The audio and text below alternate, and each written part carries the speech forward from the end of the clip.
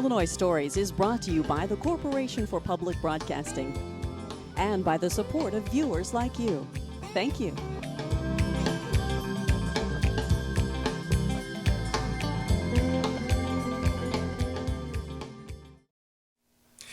Hello, welcome to Illinois Stories. I'm Mark McDonald in Champaign.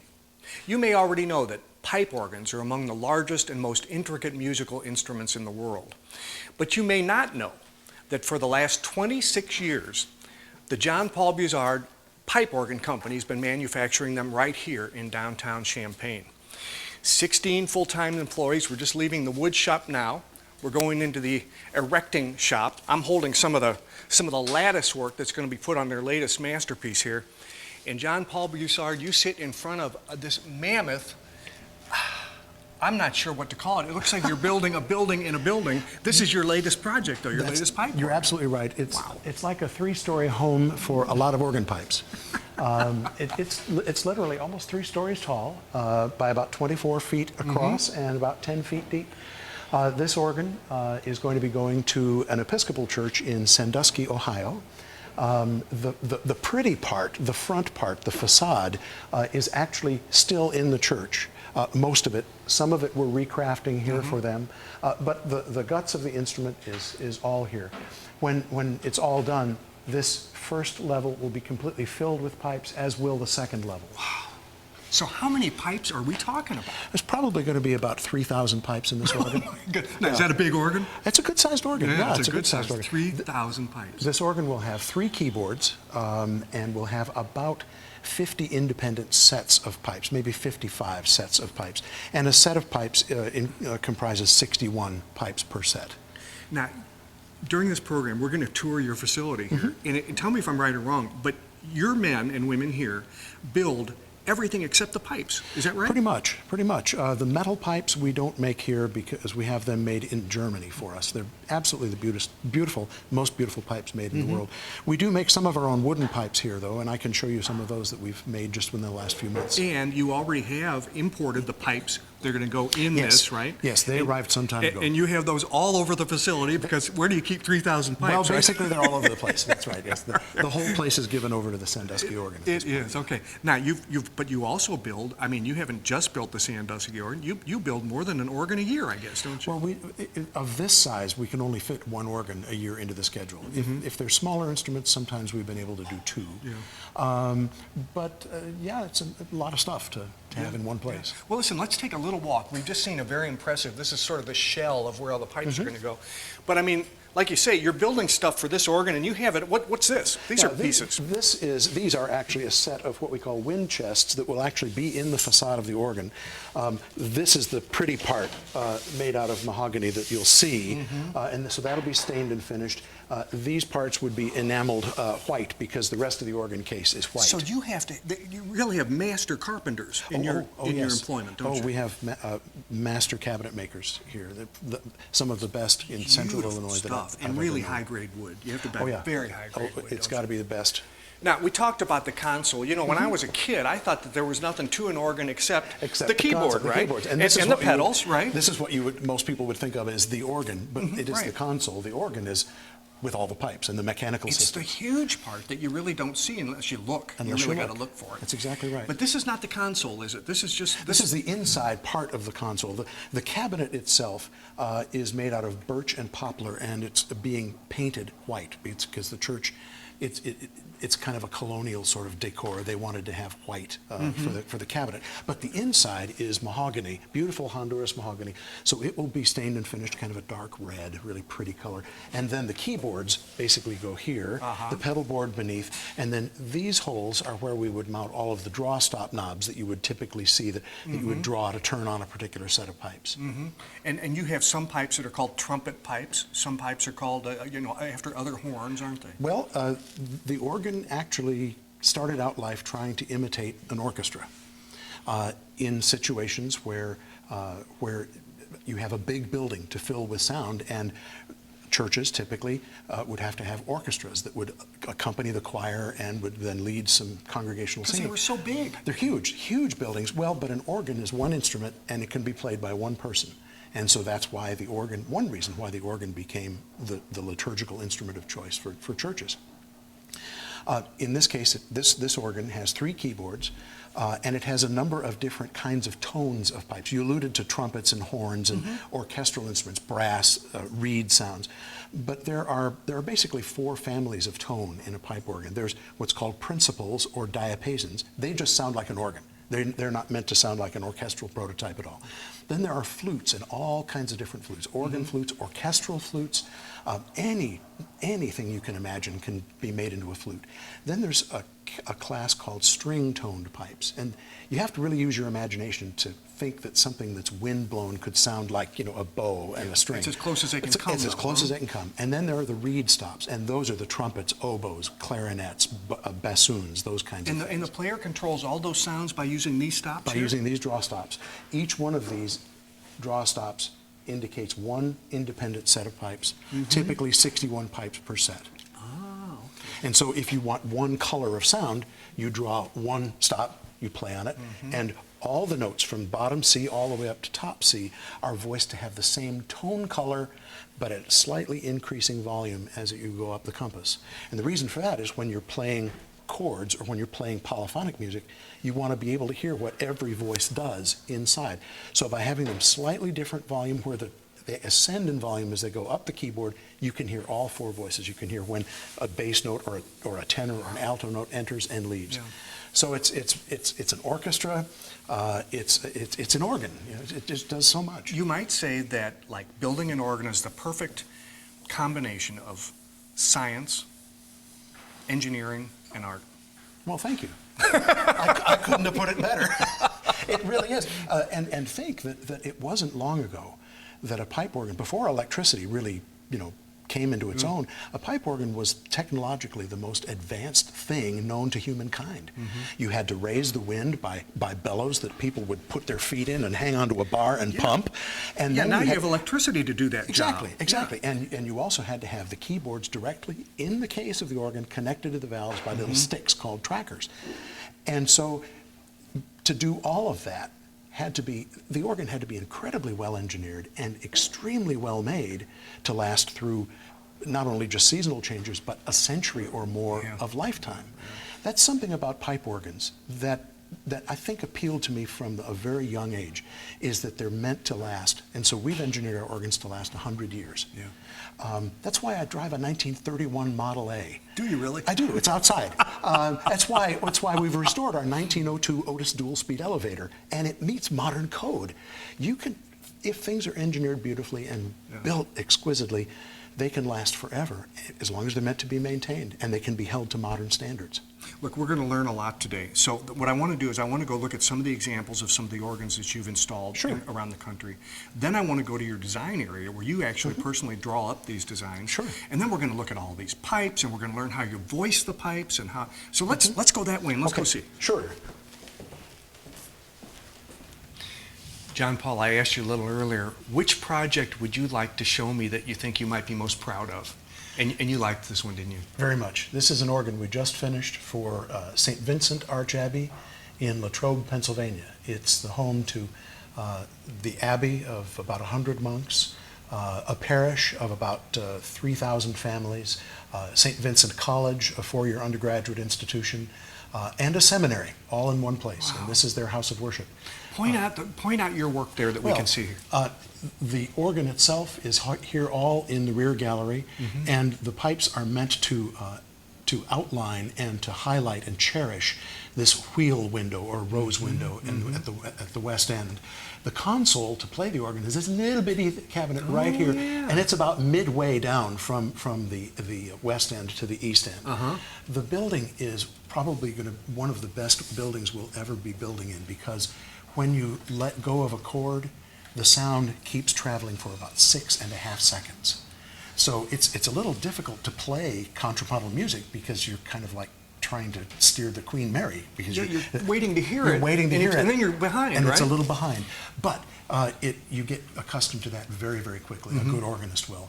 But it's the most sumptuous acoustical environment that we've been able to build in. And when did you complete this project? This was done last November. Last November, okay.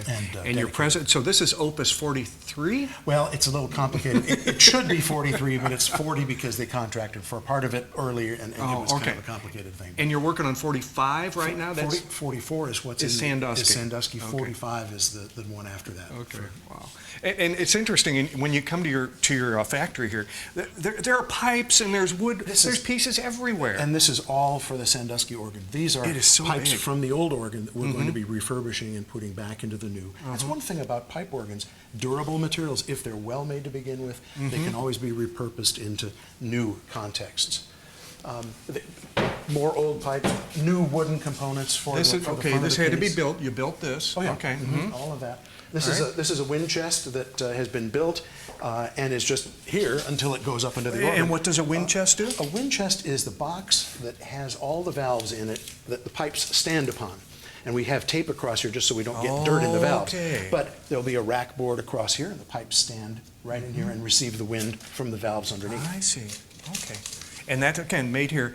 The only thing you don't make here are the pipes Basically themselves. the metal pipes. And here's some other examples, and I don't know if we can go through all these, we don't have time to, but it's a good look at the kind of, when you go to a church, you have to design the instrument around the space you have, and it just goes to show how different each project is. Every church is different. Every church is different. Every music program is different. This is All Saints Episcopal Church in Atlanta, Georgia. It's not a huge space, but the music program is huge. They have several choirs. They have orchestral ensembles, and all of those need to be accommodated by the organ. So per capita, it's a big instrument in a relatively small room. Okay, so here you told me something interesting earlier, and organ fanatics will find this to be true, but also others will find it interesting. You design the organ physically for the space, but you have to design the type of sound that you want the organ to make to the musicians and the singers in that particular congregation, right? So what one congregation might want a sound they would want, another one wouldn't want. That's exactly right. And sometimes those are denominational, that a Lutheran church might want a little bit brighter sound to reflect the Germanic heritage of their tradition. The Episcopal church, the Anglican church might want a little bit darker sound. They might want to have a greater variety of unison color stops to do accompanying, because they do different kinds of choral works. But it's the musical tradition or the music that the church wants to be able to do, and, as you say, the physical space itself. Now, it all starts in the design room. You and a colleague do the design work. Can we go up there now? Absolutely. Okay.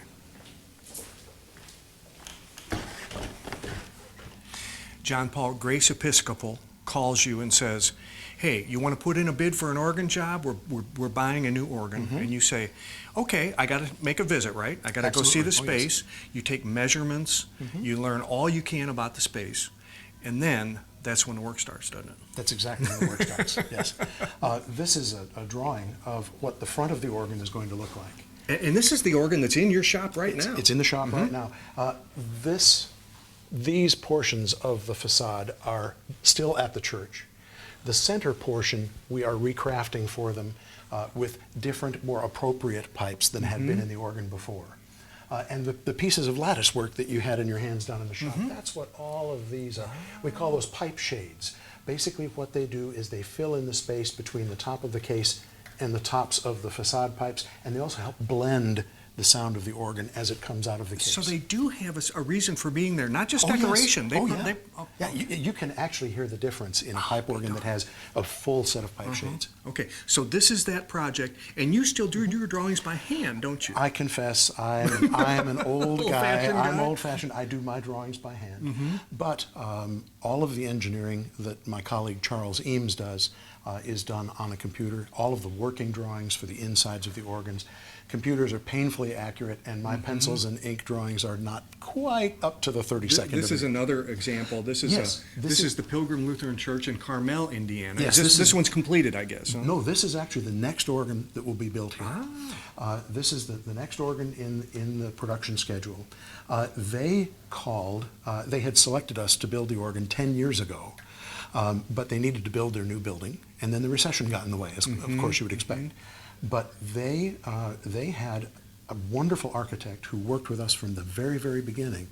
He came to us and said, what does the organ need of this building that I'm designing? And so Charles and I said, well, it's got to be this tall, it's got to be this wide, this space, and acoustically, here's what you need to do to make sure it and all the music's going to be successful. Well, by gum, he did that. I couldn't believe it. It was wonderful. And so now they called and said, okay, we're ready for the organ. We're ready. 10 years later, out of the blue. And you thought they'd forgotten about you, right? I had. And they said, okay, ready for the organ. And we measured. It was all exactly as we had requested. And so the instrument just drew itself. It's a prairie-style, modern church building, traditional in its acoustics, beautiful. But what we wanted to do is have the flavor of prairie style in the organ case itself. You're kind of the butterfly look. A little butterflies. These chevrons are all over the building. They're in the front windows. They're in all the woodworking everywhere. And so there's also a color green in the room. So these are going to be green with gold leaf stripes. These circles represent horizontally mounted trumpets that will be mounted right off the front of the case and project into the church about 8 to 10 feet. And that illustrates what we were talking about. Each church wants their own sound, wants an individual sound. Exactly. Each one is different. For example, the Grace Episcopal Church in Sandusky, they don't have a set of horizontal trumpets. That's not part of their tradition. But in the Lutheran Church, they want to be able to have that sort of heraldic sort of thing and a little bit brighter sort of tone. And so we've got these beautiful pipes of polished tin in the front, and it's going to be a spectacular instrument. Well, John Paul, we said earlier that you make everything here except the pipes, but actually you do make some of the pipes here, and we're looking at a stack of them, aren't we? Yes, we do make. We make quite a few of the wooden pipes ourselves, and just take a look at it. The bodies are made out of poplar with beautiful spline. You can't see the spline joints that put the faces together, but the upper lip of the pipe is its own piece that has been splined in place. And the ears are another piece that all of them custom made and glued in place. The mouth area of the pipe where the wind comes through, these are all made out of cherry or sometimes another very, very dense hardwood. That way the grain is so tight that when the humidity changes, it won't change the narrow flue through which the wind has to go through. See, I didn't even know that there were wooden pipes in an organ. I thought they were all made out of tin and lead and some other kind of composite. Well, wood pipes are really good for the really big pipes because there's no danger of them losing their shape. Can you demonstrate what it might sound like if you put air into that? Let me see what I can do. Aha. Yeah, okay, that is an organ sound. That's a very low pedal pitch organ sound. These wooden pipes are very good at what we call Borden basses, a drone bass, where you need a lot of tone at a good volume, but not particularly at any identifiable color, so that way it can sit underneath a wide range of other tonal colors. Now a pipe organ may have as many as 3,000 pipes. Every one of those has to be voiced. Every one of them has to be individually and voiced. that's where we head next, okay? Sure. After you. Absolutely.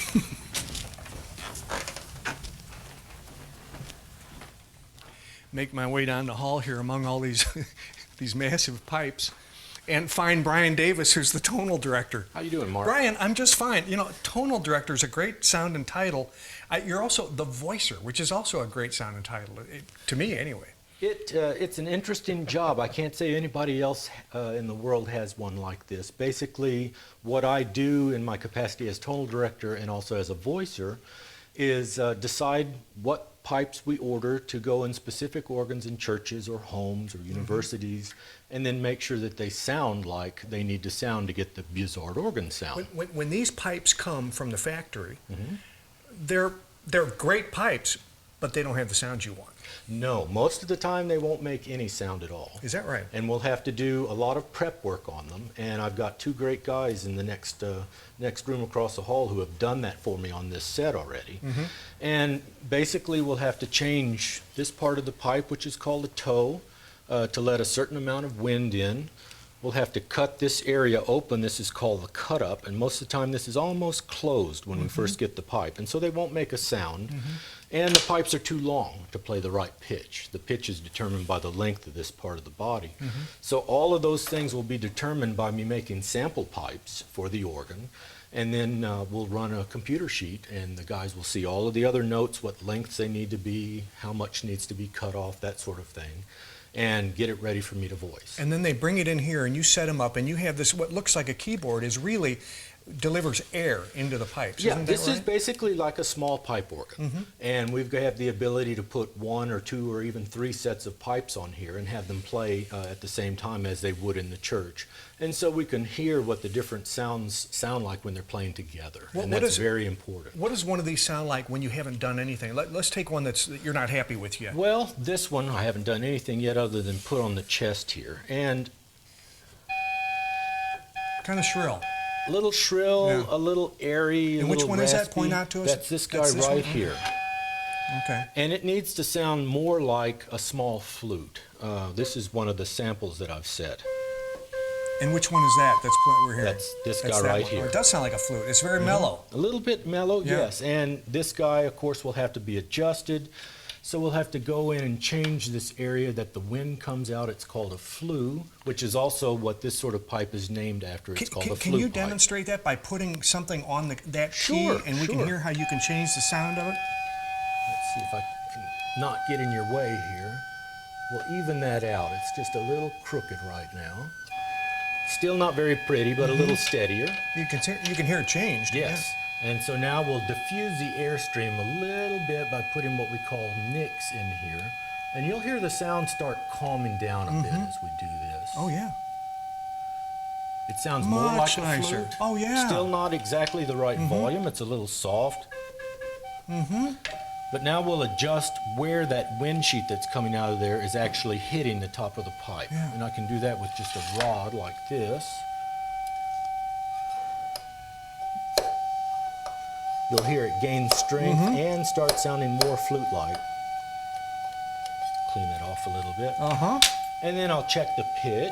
It's a little sharp of where it needs to be. I've got a tuner back here.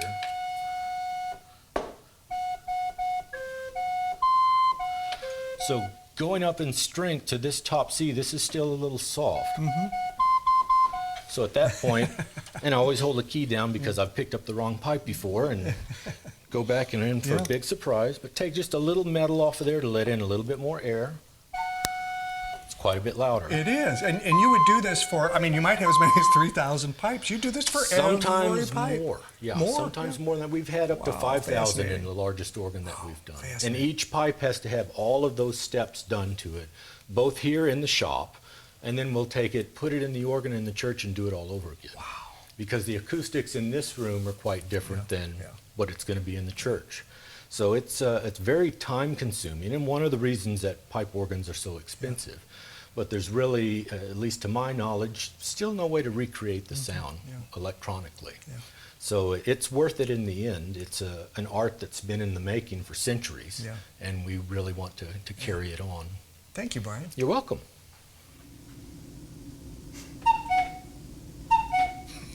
Keith Williams, even the doorbell is a version of a pipe organ, isn't it, here? Yes. We're about a block and a half from the manufacturing area. This is like the service department, I guess, right? And you're the It is. director. Part of what you guys do is not only build new organs, but you service organs that have been in existence all over the place. You'll go anywhere to service an organ, I guess. Absolutely. We build them, we fix them, we tune them, we restore them, we rebuild them, we move them, and anything that already exists comes here to be worked on. Yeah, like I said, we're about a block and a half away. And you already have, what, 4 pipe organs in this place that you're working on? Yes, and parts of many more besides. Yeah, lots of parts. Can we walk that way? Sure. I'll follow you. Okay. The one that grabs my eye immediately is this kind of tall one here. What's the story behind this one? This is a stock model pipe organ. Back in the days when there were many more pipe organs being built, there was a market for small instruments that might be built in quantity. And this was one of a number of organs built by a company in Hagerstown, Maryland. And we've acquired it in search of a home for it. It was designed either to go in a house or a small chapel. And this is the third of this kind of organ that we will have found a home for in the last 5 Now, years. can you play it? I mean, not that certainly. we have time here, but Yeah. I mean, it does work, and you're It does. you're able to.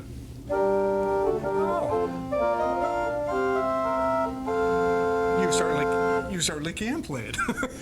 So there's 3 sets of pipes in it, and they're made available in various pitches and combinations, and it serves very well for a small chapel or a practice organ, and many university practice organs might be very similar to this. Yeah. Well, let's keep walking. Okay. This is a very fascinating place.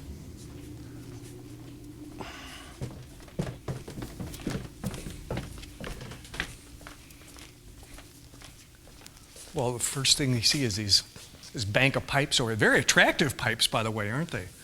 What are those for? They are from an organ in Peoria, an organ built in the 1930s, and we have them set up on that machine to test them and make sure they're ready to go back in their home when the church finishes their refurbishment of the space where it belongs. A lot of the work you do can be done on site, but much of the stuff has to be brought in here, which means transporting these immense instruments, right? You guys do that yourself? We do. You do? You Yep. don't trust moving companies for that? You do that yourself? They're, despite the fact that these parts look big, and they are big, and they're heavy, but they're also very fragile. So we generally do almost all of the dismantling and transportation and then delivery and reinstallation ourselves. Yeah, wow. So you have to really know all about these instruments from top to bottom, inside and out, because you're taking them apart all the time, aren't you? Absolutely. We're in the midst of 3 or 4 projects at once. That's part of the nature of service work. Wow. And so we have all kinds of different organs that come through here and all kinds of different parts of instruments needing various kinds of work. And look at this ornate woodwork that you have to deal with. And of course, many of these they're older instruments, aren't they? Absolutely. The big instrument here dates from 1883, and that's an orphan looking for a home.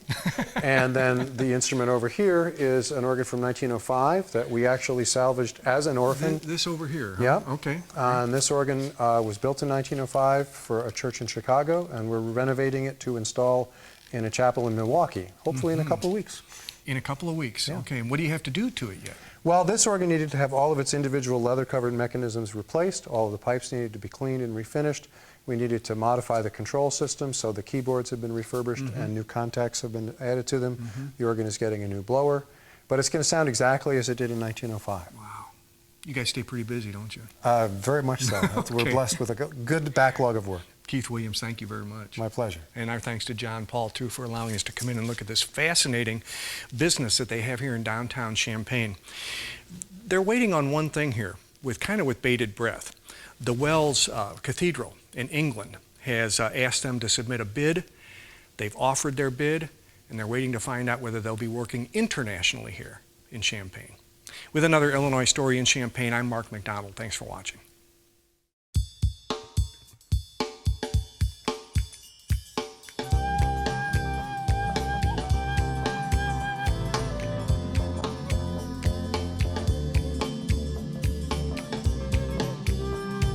Illinois Stories is brought to you by the Corporation for Public Broadcasting and by the support of viewers like you. Thank you. For a DVD copy of the program you've just seen, send $19.95 to Network Knowledge, P.O. Box 6248, Springfield, Illinois 62708.